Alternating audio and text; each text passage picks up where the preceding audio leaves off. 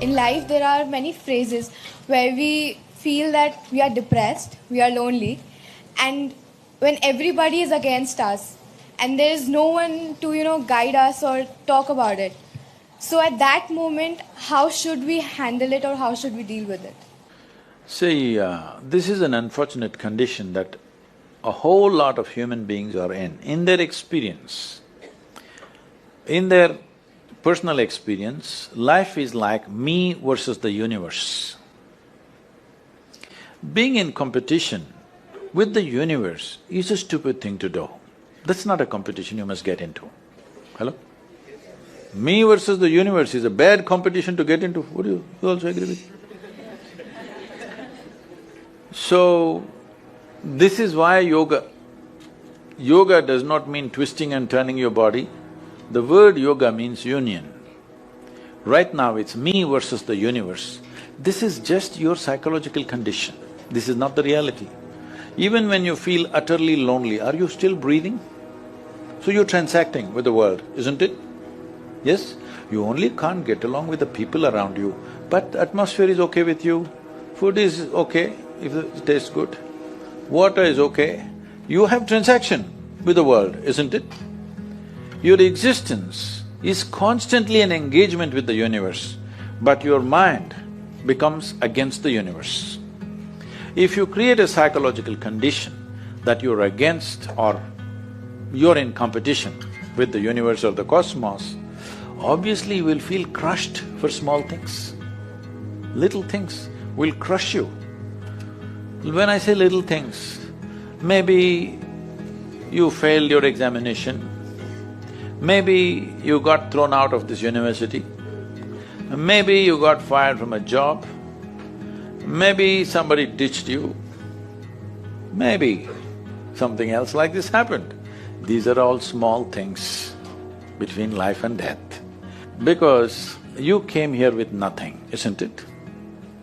When you die, there is no container service for you. You die with nothing. In spite of that, most people have turned their homes into warehouses. Most people are carrying such a huge baggage on their head as if they're carrying the whole universe on their head. This is their own psychological condition. Your thought and emotion is what you're talking about, right? When are you going to figure out how to handle your thought and emotion? Not hers, not hers, not his, yours. When are you going to learn how to handle my thought and my emotion? At the end of your life? The only problem really with life is just this. Most human beings have taken themselves too seriously. They don't understand. You've seen on the computer screen these pop-ups? Yes. You are a pop-up on this planet. You pop up for 2 seconds and pop out. No, you must see, countless number of people like you and me have walked this planet. They were also big people. Where are they? All topsoil? Topsoil or no? Unless somebody, your friends decide to bury you real deep, fearing that you may rise from the dead. There have been such instances. Or maybe you're planning to go to heaven. Hello? Anybody who talks about a place other than this place, as a better place than this is a crime against humanity. My fundamental work is to destroy all heavens so that people will learn to live well here. All these idiots who made a hell out of themselves, they want to go to heaven. They made a mess out of this place and then they want to go to heaven. I'm asking you, do you have any proof? Do you have any proof that you are not already in heaven and messing it up? Do you have any proof? You're already in heaven, making a mess out of it. Yes, simply because you are not even learning how to handle your basic faculties of thought and emotion, isn't it? Your only justification is, everybody is like this only, that's how it is in a madhouse. That is how it is in a madhouse, only a doctor looks crazy. So when are you going to handle it? Slowly, at the age of 60? I'm asking. When will you learn how to handle my thought, how to handle my emotion, how to handle my body, how to handle my chemistry? When are you going to figure this? At the end of your life? Because this culture has grown. When to do spirituality means when you're 70, when you're no good for anything else. No, at the earliest possible time, whatever is most profound about you, not about heavens, about this life, everything that you need to know, you must know soonest, isn't it? Only then you will live a sensible life. Okay, if I tell you a joke, you won't get offended. Because this is the most serious crowd I've ever seen in the last few years. How many of them are journalism? Most of them? Okay.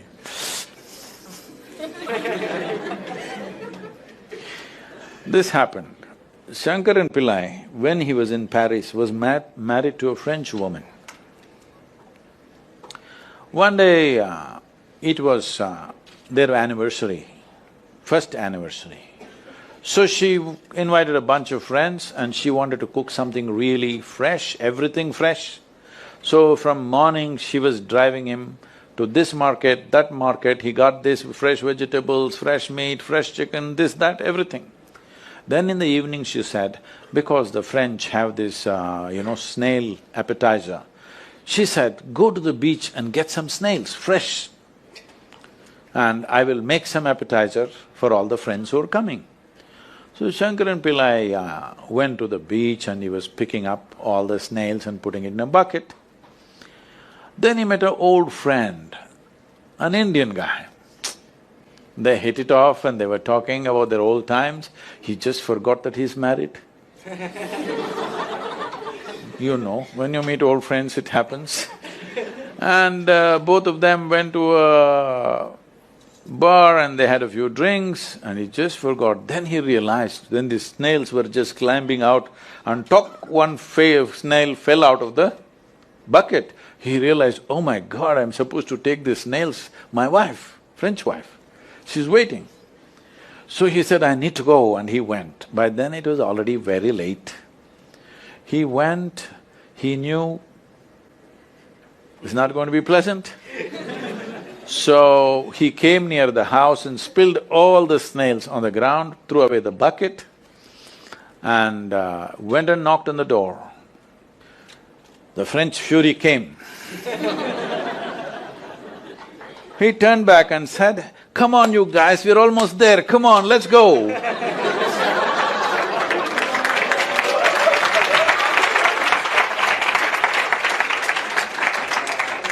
So, when are you going to pick your snails and put them in the bucket and fix them? Huh? Your problems, you must fix them, isn't it? These are not problems. I want you to understand, you are not suffering your life. You're only suffering two fantastic faculties that only… It's a privilege of being human that we have these two fantastic faculties. One is, we have a vivid sense of memory. This is because of this memory our life is so rich, unlike any other creature. And we have a fantastic sense of imagination. Now, this is what you're suffering.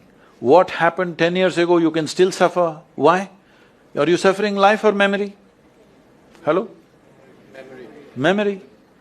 What may happen day after tomorrow, you're already suffering. Are you suffering life or imagination?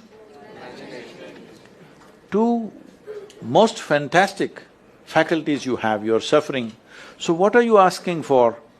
You want to become once again an earthworm. An earthworm is a very eco-friendly creature, I have nothing against it. But it took millions of years of evolution to get you this size of brain, and now you're suffering it. If we take away half your brain, of course you will sit there without any anxiety, without any suffering, peacefully. What we need is, we need to remove your brain, because you're suffering your own intelligence. Yes or no? Yes.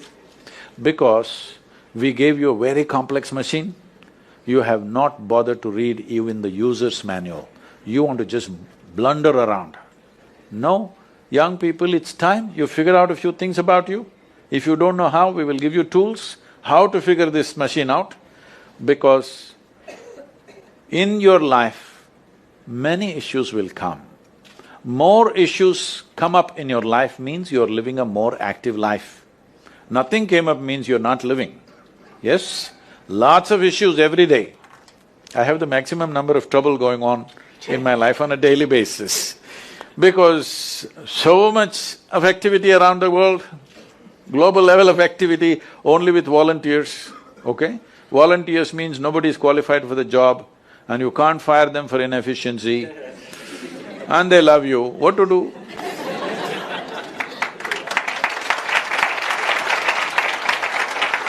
This one thing you must fix, that is, in your life, you are not the issue, okay? Whatever the issue, we'll do our best, but this should not be the issue.